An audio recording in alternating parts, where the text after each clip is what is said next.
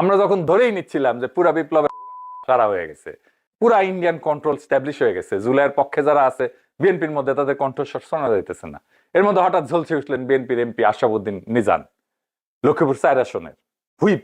রাষ্ট্রপতি ভাষণের উপর ধন্যবাদ প্রস্তাব জানাইতে যে উনি কইলেন রুলস অফ প্রসিজার অনুযায়ী মহামান্য রাষ্ট্রপতি চেয়ারকে সম্মান করতে হবে। সম্মান রেখেই বলতেছি, ওই চেয়ারকে ধন্যবাদ দিচ্ছি কিন্তু ওই প্রতিষ্ঠানকে, কিন্তু মহামান্য রাষ্ট্রপতি ব্যক্তি শাহাবুদ্দিন চুপ্পুকে আমি ধন্যবাদ জানাইতে পারলাম না বলে আমি দুঃখিত। শুনেন, আমি জানি এই রুলস অফ প্রসিডিউর অনুযায়ী মহামান্য রাষ্ট্রপতির চেয়ারকে আমি সম্মান করতে হবে, সম্মান রেখেই বলছি। ওই চেয়ারকে ধন্যবাদ দিচ্ছি, ওই প্রতিষ্ঠানকে, কিন্তু মহামান্য রাষ্ট্রপতিকে ব্যক্তি শাহাবুদ্দিন সুপ্পু সাহেবকে আমি কিন্তু ধন্যবাদ জানাতে পারলাম না বলে আমি দুঃখিত। শুনেছেন? আমি এটা শুনে উনার আগের কিছু বক্তব্য দেখলাম, আগে যখন খালেদা জিয়া সংসদে ছিল সেই সময়, যে দারুণ একটা ন্যাশনালিস্ট লিডার, একদম ইয়াং একজন ন্যাশনালিস্ট লিডার, আমাদের সাথে বরাবর আর কি। দেখেন, শুনেন তার বক্তব্য, শুনেন। শুনে এটা কিন্তু আল্লাহ সহ্য করবে না। আপনি নাস্তিক হন, আমার কোনো আপত্তি নাই। আপনি ইসলাম ধর্ম না মানেন, আপনার আমার কোনো আপত্তি নাই। আপত্তি আমার এক জায়গায়, আমার নিজের আশরাফুদ্দিন নিজামের আপত্তি এক জায়গায়। আমার কোরআন নিয়ে কথা বললে, আমার রাসূল নিয়ে কথা বললে, I am the last person.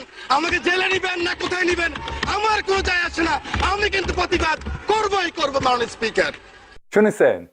উনি আরো বলছেন যে মানুষ হিংসার প্রতিহিংসার রাজনীতি দেখতে চায় না।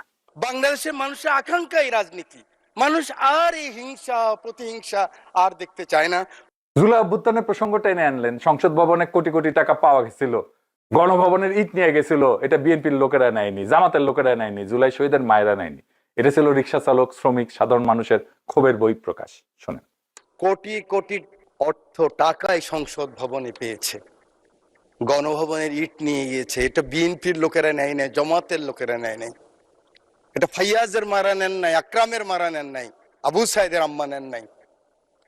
এটা বাংলাদেশের রিক্সাওয়ালা, শ্রমিক, জনতা সকলে ক্ষোভের বহিঃপ্রকাশ ছিল সেদিনকার সেই সমাপনী আন্দোলন। সেই সমস্ত শহীদদের আত্মার মাগফিরাত কামনা করছি, আল্লাহ যেন তাদেরকে বেহেশতের সর্বোচ্চ মাকাম দান করেন। এর মধ্যে আর একটা ঘটনা ঘটলো, কি সেটা? শিলং সালাউদ্দিন যতই হ্যাডম দেখা, তার পুরো হ্যাডম পোলাপান জয় বাংলা করে দিছে স্টেডিয়ামে, তার ছবি ভাইসে উঠেছে স্টেডিয়ামের স্ক্রিনে, আর সবাই আওয়াজ দিতেছে ভুয়া ভুয়া বইলা চ্যাংরা প্যাংরা। দেখেন, so fitting that Hridoy hit the sixes, come up through the ranks.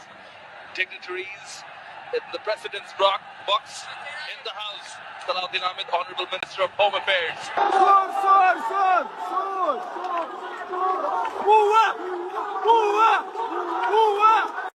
সব অ্যাডম পোতায় গেছে স্টেডিয়ামের। এই ভুয়া ভুয়া আজকে তো আর ভট বলে উড়াই দেওয়ার কোনো উপায় নাই, আছে কি? আর কি হইল? বিরোধী দলীয় দুইজন নেতা নাহিদ আর জামাতের আমিরের বক্তব্য আসলো। নাহিদ দীর্ঘ একটা বক্তব্য দিল, প্রায় 34 মিনিট। সারা দেশের মানুষ মেসমারাইজড হয়ে গেল, মন্ত্রমুগ্ধ হয়ে শুনলো। দারুণ যুক্তির কাটায় সাজানো বক্তব্য, বিরোধী দলের সবাই নিশ্চুপ হয়ে শুনলো। 28 বছর বয়স মাত্র পোলাটার, 28 বছর বয়সী একজন রাষ্ট্রনায়কের ছবি ভেসে উঠলো সবার চোখে। আজনাত আব্দুল্লাহ ফেসবুকে লিখলো, আমার নেতা, আমাদের নেতা, বাংলাদেশের নেতা নাহিদ ইসলাম। নাহিদ বললেন যে সংসদের সরকারি দলের সদস্যরা যেভাবে স্তুতি করছে, যেভাবে সংবিধান সংস্কার পরিষদকে বাতিল করছে, যেভাবে গণভোটকে অস্বীকার করছে, তাতে আমি অনেক হতাশ হয়েছি। কিন্তু সেই হতাশাই সে শেষ করেনি, বলছে আমরা যে কমিটমেন্ট জনগণের কাছে করছি সেই সকল প্রতিশ্রুতি রক্ষা করে সামনের দিকে আগে যাব। বক্তৃতা দিলেন জামাতের আমির, তিনি বরাবরই স্মিতভাষী, তার বক্তব্য সবাই পছন্দ করলো।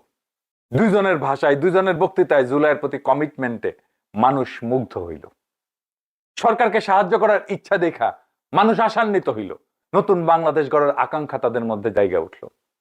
সরকারি দলের অব্যাহত শত্রুতাকে উতরায় সবাইকে আপ্লুত করে দিল এই দুই নেতা। তারপরে তারেক রহমান 180 ডিগ্রি ঘুরল। তারেক রহমান তার সমাপনী বক্তব্য দিল সংসদে।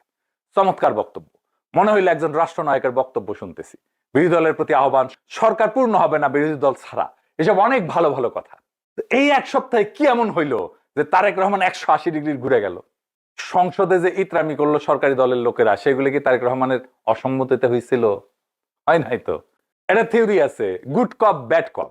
আপনি যখন পুলিশ ধরবে, রিমান্ডে নেবে, যখন আপনার কাছ থেকে কথা আদায় করবে, তখন আপনি দেখবেন যে একজন পুলিশ খুবই রুক্ষ, খুবই রূঢ় আচরণ করতেছে, আপনার পিটাইতেছে, এই করতেছে, গালি দিচ্ছে, ধমকাইতেছে, এই করতেছে।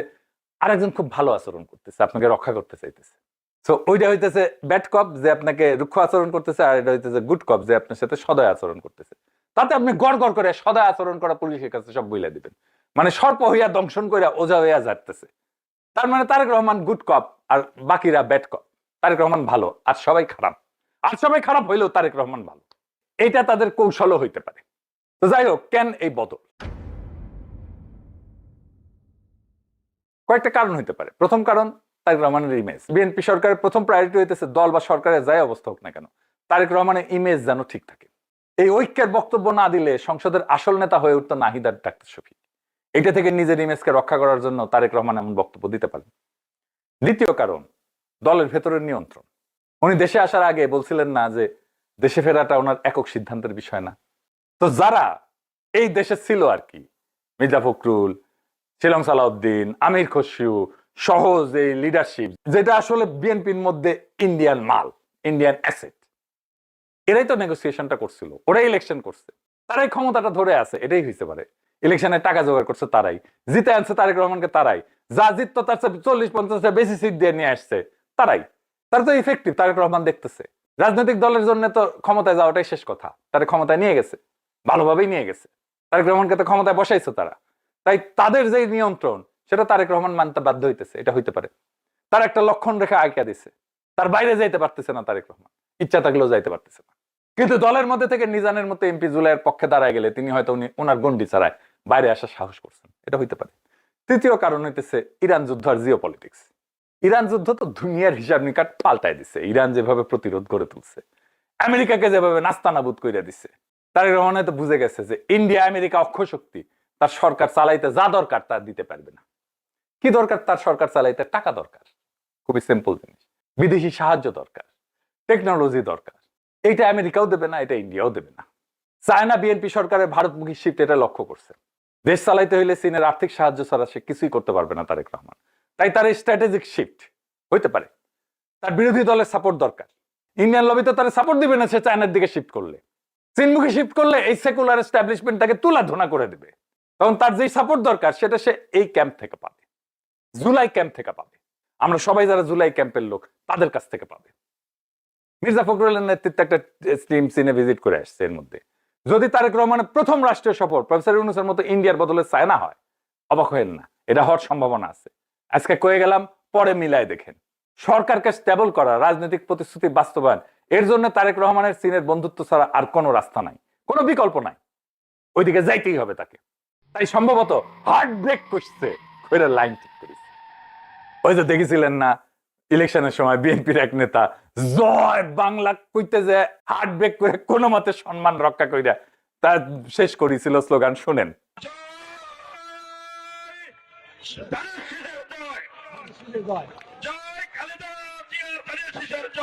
শুনেছেন? এই ঘটনা ঘটিছে তারেক রহমানের ক্ষেত্রে। আমরা একটা খুব ইন্টারেস্টিং সময় পাস করতেছি। প্রত্যেকদিন রাজনৈতিক পরিস্থিতি পরিবর্তিত হইতেছে, কিন্তু একটা জিনিস খুব স্পষ্ট হয়েছে, জুলাইয়ের প্রতি কমিটমেন্ট থাকলে সরকার স্টেবল হবে। জুলাইয়ের প্রতি কমিটমেন্ট থাকলে তারেক রহমান সরকার স্টেবল হবে, না থাকলে হবে না। যত চেষ্টা করুক হবে না, যত ইমেজ বিল্ডিং এর চেষ্টা করুক হবে না। জুলাইয়ের সাথে বেইমানি করলে ক্ষমতার আম আর সালা দুটোই চলে যাবে। আমাদের প্রত্যাশা থাকবে তারেক রহমান জুলাইয়ের পথে ফিরে আসবেন, শক্তভাবে ফিরে আসবেন। তার আশেপাশের ইন্ডিয়ান লেসপেন্সারদের প্রভাব বলয় থেকে বেড়ায় এসে জনতার কাছে আশ্রয় নেবেন। তাহলেই দেশ বাঁচবে,